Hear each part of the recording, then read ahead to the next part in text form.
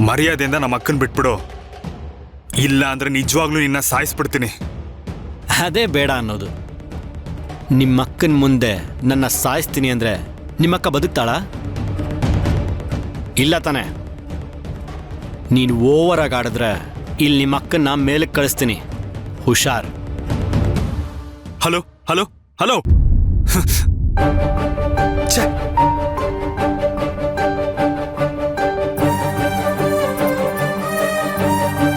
ಎಲ್ಲಿದ್ಯಾ ಅಕ್ಕ?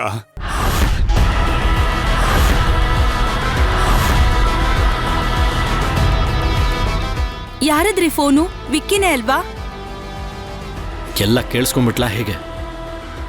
ಯಾಕ್ರಿ ಹೀಗ್ ಮಾಡ್ತಾ ಇದ್ದೀರಾ?